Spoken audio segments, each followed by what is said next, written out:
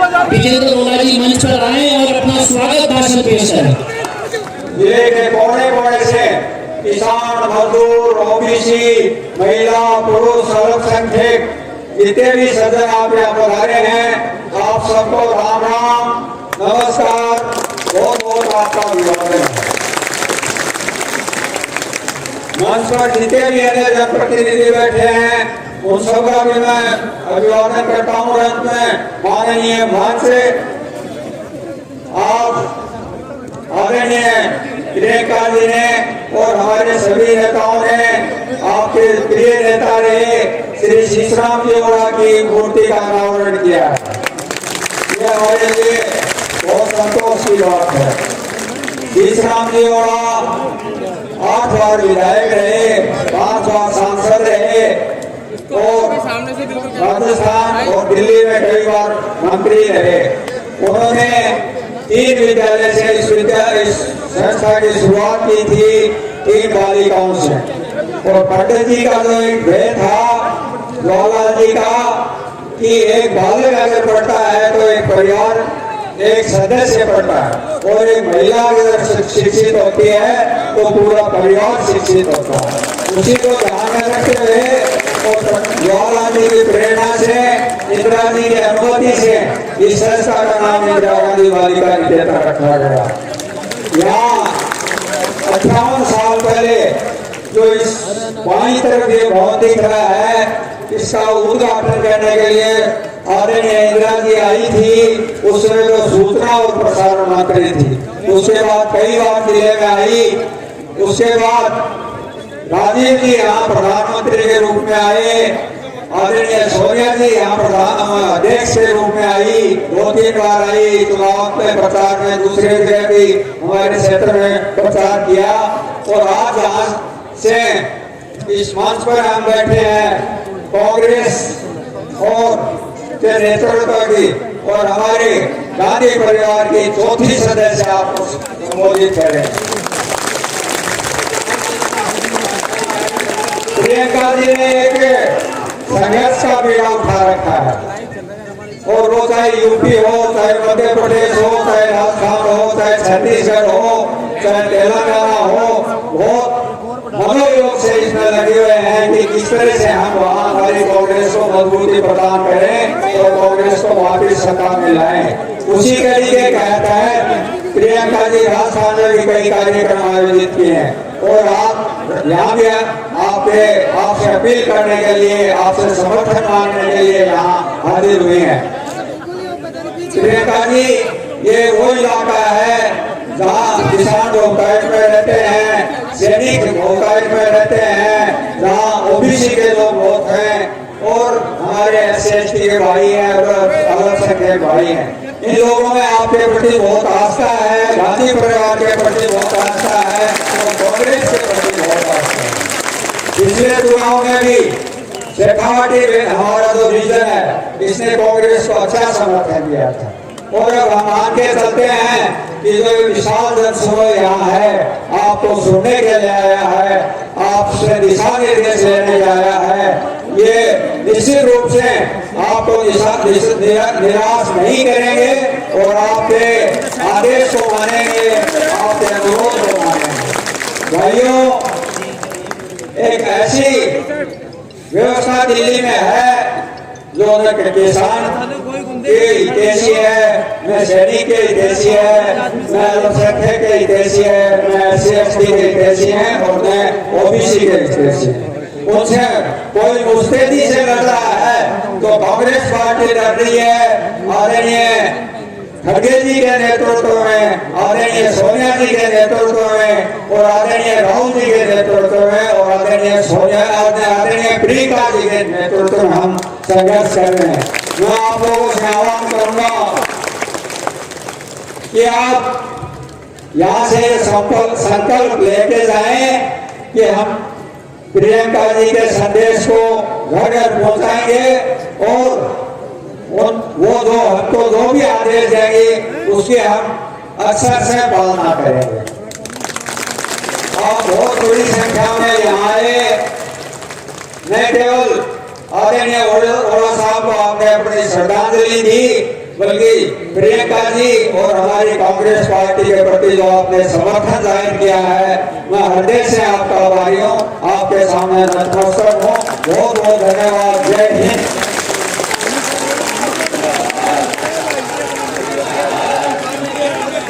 अब आपको सम्माननीय सचिव पायलट साहब संबोधित करें।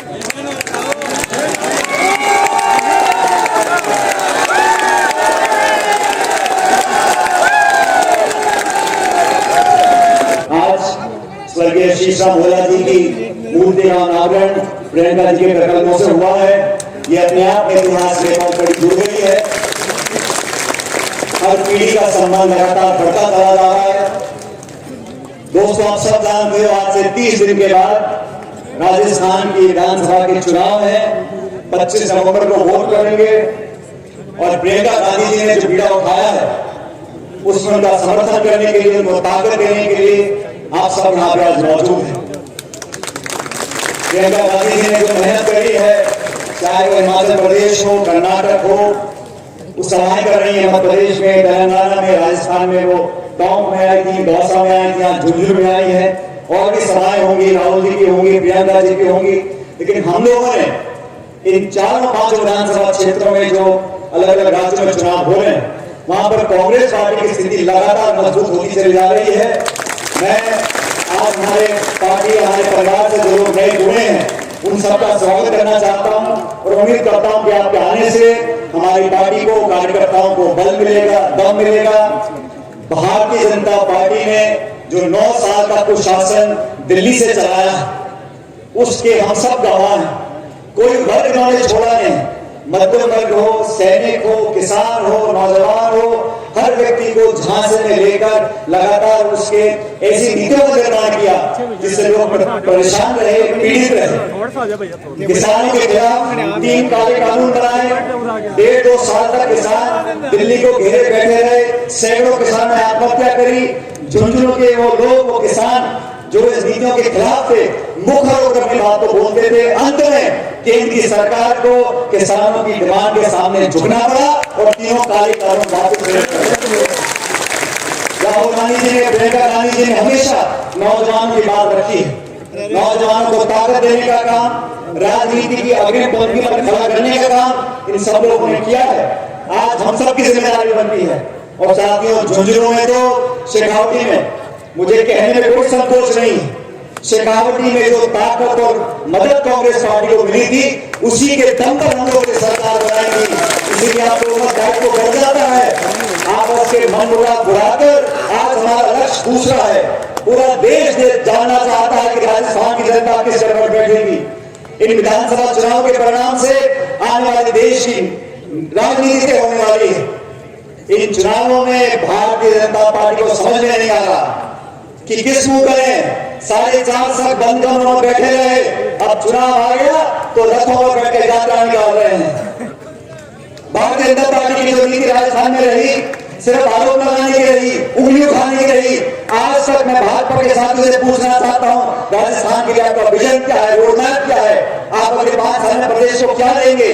आलोचना करना, बेईमानी करना, लोगों को भड़काना, हिंदू मुसलमान की बात करना, मंदिर मस्जिद की बात करना, ये तमाम बातें करते हैं। और हमारे कांग्रेस के साथी, हमने जो मैनिफेस्टो बनाया उसके यहाँ पे सरकार ने काम किया।